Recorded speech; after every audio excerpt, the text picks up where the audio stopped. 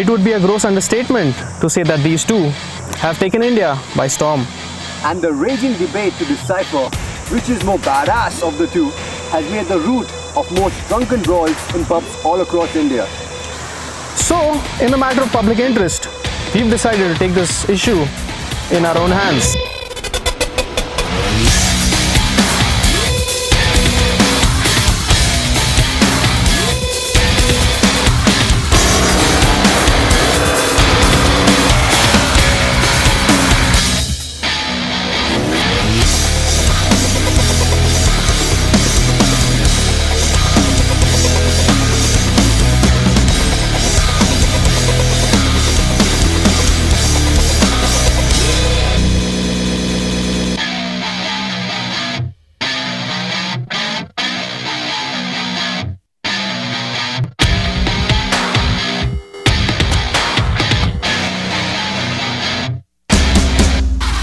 These are hands down the best looking naked street fighters available in India right now. So either way, you can't go wrong. The Duke stands out mainly because of its offbeat, supermoto inspired design. It is chiseled, razor sharp and flaming orange. So you won't just stand out in the crowd, you will be grabbing those eyeballs. The NS is understated in comparison, but is no less of a looker. I mean, it resembles a brute with its sculpts, the naked frame and the factory attire. It has been designed to tell the world that it means business. But as far as the attention to detail is concerned, the Duke is the clear winner here.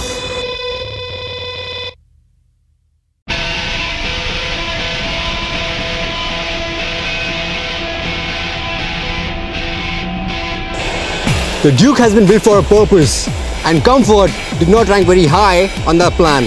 The suspension is a little on the stiffer side, the pilot seat is hard, and the pillion one almost non-existent. This is where the NS really shines through. The riding position is sporty, but not overly aggressive. The seats are well padded and designed for comfort. The suspension too is a bit on the softer side. So if comfort is what you're looking for city and long rides, the NS is definitely the way to go. Both these bikes share very similar engine configuration. Both are 200cc, both are liquid cooled, make pretty much the same amount of power, and both have 4 valves.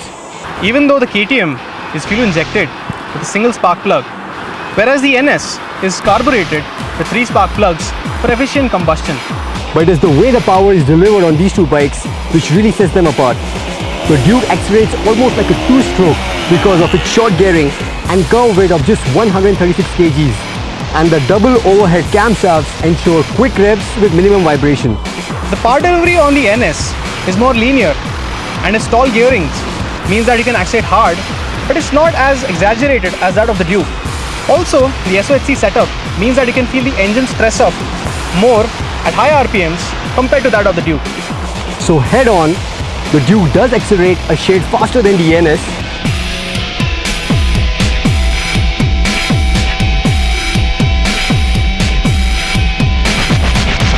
In the braking department, the NS features a 280mm front disc with normal brake lines as compared to the Duke with a 300mm front disc with steel braided lines. But it provides just as good stopping power as that of the KTM, but the feedback on the latter is a bit better.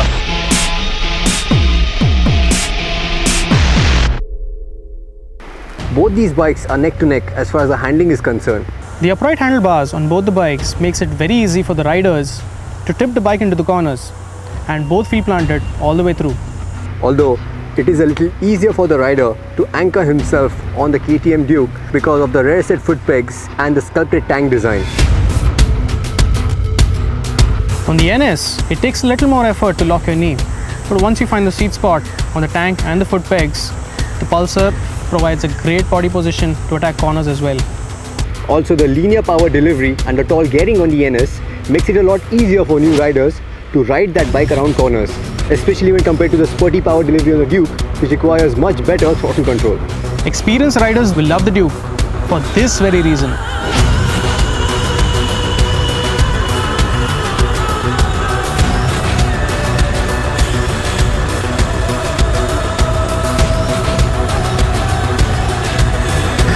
So that brings us to the verdict now. Or does it?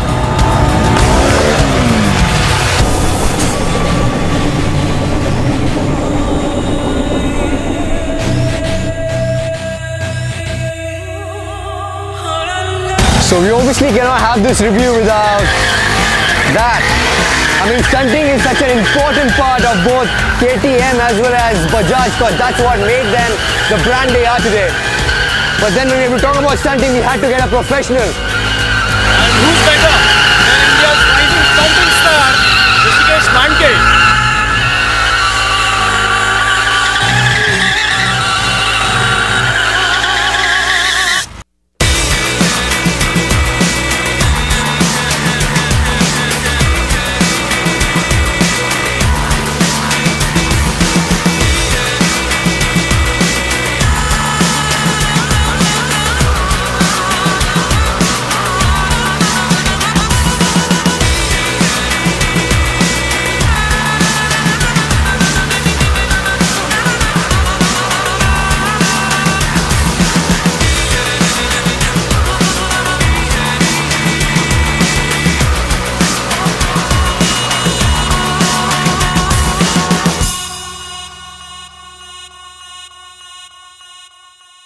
So after riding these bikes though, what was the difference that you found between these two bikes?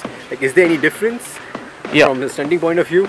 Yeah, there is a difference between the forks. Like if you see, the KTM forks is the upside down forks, and NS is the stock forks. So you're basically saying that even though this has better equipment in terms of upside down forks, but it's a little on the heavier side. Yeah. Whereas because this has the stock forks, they are lighter, so Yeah. it's easier to pull wheelies. Right. Okay.